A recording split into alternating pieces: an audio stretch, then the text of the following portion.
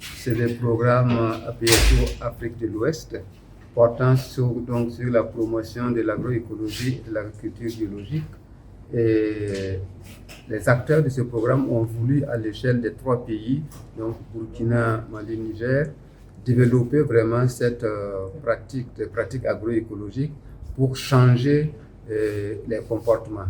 Et les comportements, c'est d'abord la pensée, c'est la consommation, c'est l'économie locale. Donc, à travers ce projet, on veut provoquer ces changements-là afin d'instaurer, en tout cas dans ces 3 pays, des modes de consommation qui participent à la promotion donc d'abord de la santé humaine, la nutrition, mais aussi de l'économie locale. Pour qu'à travers ce programme-là, les populations se sentent mieux dans leur façon d'être. Le programme se base sur le changement. Voilà.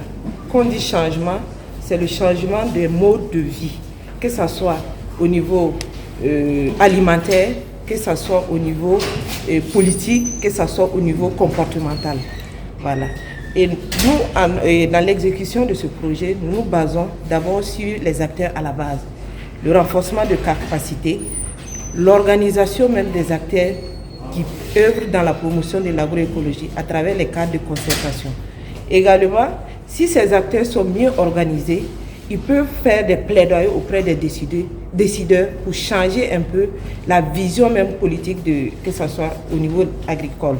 Voilà. Un changement de politique, de vision en termes de production saine. Pour nous qui sommes la conduite de l'agroécologie, on se dit que la situation meilleure à laquelle il faut tendre, c'est l'agroécologie. C'est une agriculture agroécologique où justement les inégalités sont bannies, où les ressources naturelles sont protégées, où les fertilités des sols sont restaurées, où les petits producteurs créent des richesses au sein de son exploitation et qui contribuent à refaire les liens sociaux pour une vie plus agréable. Donc c'est ça la transition. Maintenant, nous, quand on dit la transition aussi, bon, on se dit, il y a qui se disent, mais depuis longtemps, on est dans l'agroécologie, parce qu'on est dans des bonnes pratiques agricoles. Vous avez une question qui a été posée. Est-ce qu'on a vu pourquoi nos parents là ont abandonné les pratiques ancestrales qui étaient en lien avec l'agroécologie pour aller vers l'agriculture chimique? Et là aussi, ça se justifie parce que ça, c'est l'effet justement de la colonisation. Il y a urgence au niveau international de pouvoir réduire fortement les émissions de gaz à effet de serre. Et dans un des secteurs, bon, il y a le transport que vous connaissez avec les véhicules, les camions, etc. Mais il y a aussi l'agriculture conventionnelle qui dégage justement beaucoup de gaz à effet de serre, avec aussi d'autres conséquences sur l'appauvrissement de nos sols. Une personne a parlé du coton OGM tout à l'heure. Aujourd'hui, nos rendements du coton dépassent guère 700 kg à l'hectare. Alors que dans les années 80, on a été à 1 tonne, voire 1 tonne 100 à l'hectare. Que ce soit en conventionnel ou en OGM, ça ne change pas grand-chose au problème.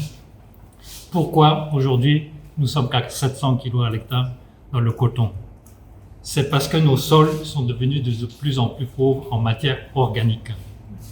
Et donc il y a une prise de conscience même au niveau de la Sofitel pour commencer à mettre un peu de matière organique dans les sols, donc intégration un peu agriculture et élevage, même si peut-être ils sont encore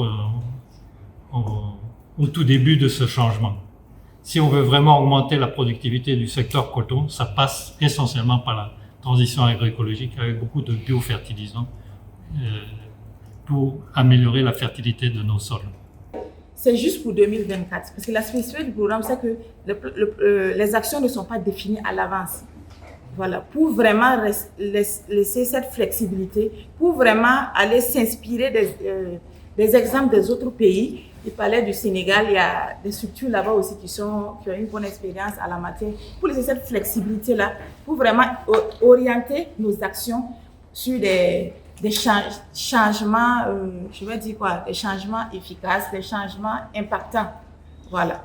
Donc, c'est aussi la spécificité du programme. Donc, en fin d'année, on va s'asseoir encore entre acteurs, échanger pour évaluer, pour reconsidérer aussi, parce que le défi aussi de l'influence, c'est ça, c'est qu'il faut évoluer avec le contexte. Voilà, donc réévaluer aussi le contexte pour voir les aspects à prendre en compte ou les réorientations à faire.